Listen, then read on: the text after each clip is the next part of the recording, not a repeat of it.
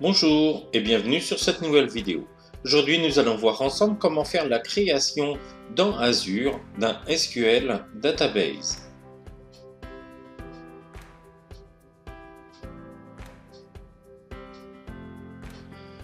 Donc si nous allons maintenant dans les produits Azure, nous allons dans Database.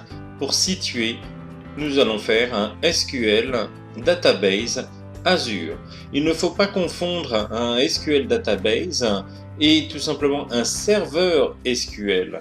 La grande différence, c'est que dans notre cas, nous allons créer effectivement un serveur SQL, mais nous ne gérons pas ce serveur SQL.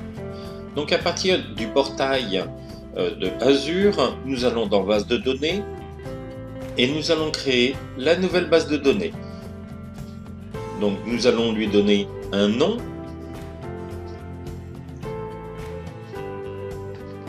et nous allons choisir dans quel groupe de ressources nous allons prendre et dans quel abonnement.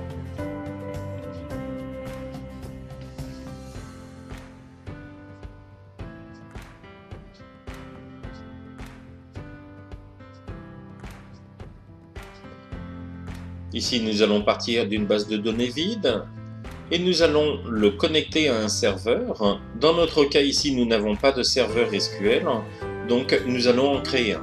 Mais comme je vous dis, ce serveur SQL, en aucun cas, nous avons besoin de le gérer. Nous ne gérons que la base de données. Donc nous allons créer notre serveur avec un nom et ses identifiants.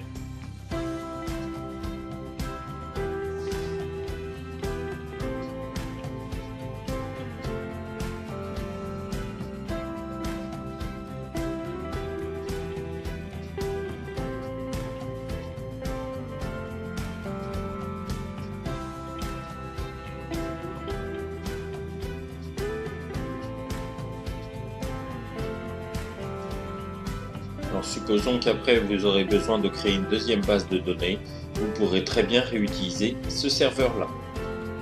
On ne sera pas toujours obligé de recréer un serveur.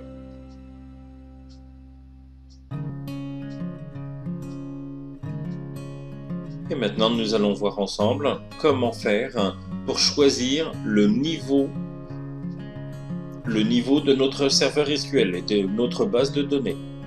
Donc nous allons pouvoir définir dedans, selon la tarification, qu'est-ce que l'on va pouvoir faire, sur quel type de disque ça va fonctionner.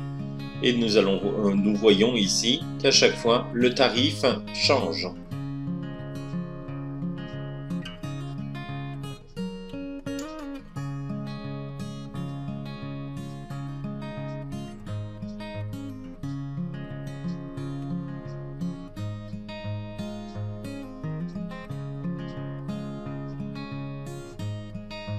Et pour finir, il nous reste à choisir la collation de notre serveur.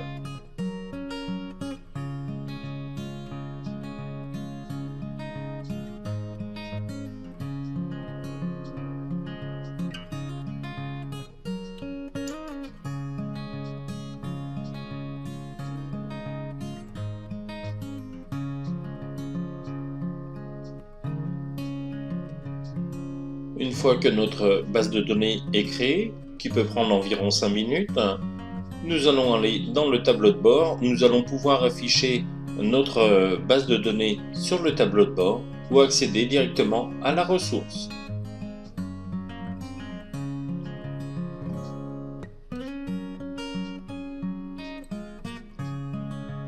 Alors nous avons ici le nom de la ressource ou le nom de la connexion. On va le revoir un petit peu plus tard. Pour l'instant, ce qu'il va nous falloir définir, c'est tout simplement qui a le droit de se brancher, comment on va pouvoir se brancher sur notre base de données. Donc on va aller dans les protections.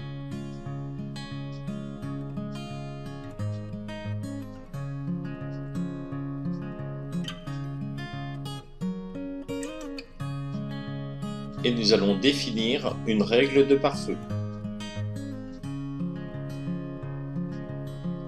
Alors par définition, il va nous afficher l'adresse IP sur lequel nous sommes.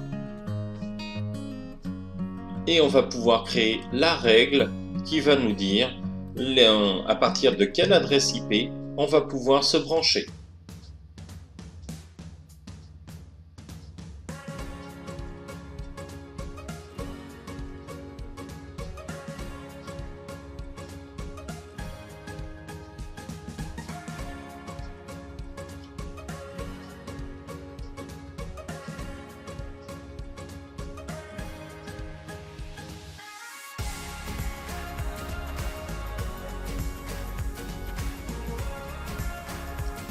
Une fois que nous avons défini ça, nous allons prendre le nom vraiment de notre connexion.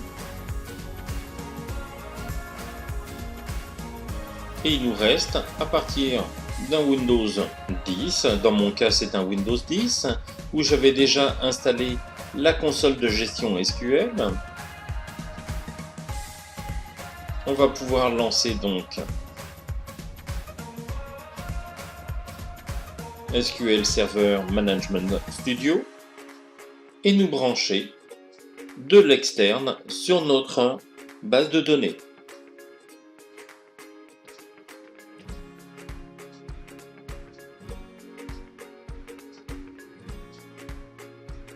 Donc dans le serveur, on y met le nom de notre connexion, notre nom DNS. Et dans les identifiants, on va y mettre une identification SQL avec les noms et les mots de passe que nous avons définis plus tôt. Nous le verrons dans une autre vidéo comment nous allons pouvoir donner d'autres permissions. Et me voilà, je suis branché sur mon serveur SQL, sur mes bases de données SQL qui sont hébergées sur Azure. J'espère que vous avez aimé cette vidéo et si vous voulez me faire part de certains commentaires, n'hésitez pas à me contacter.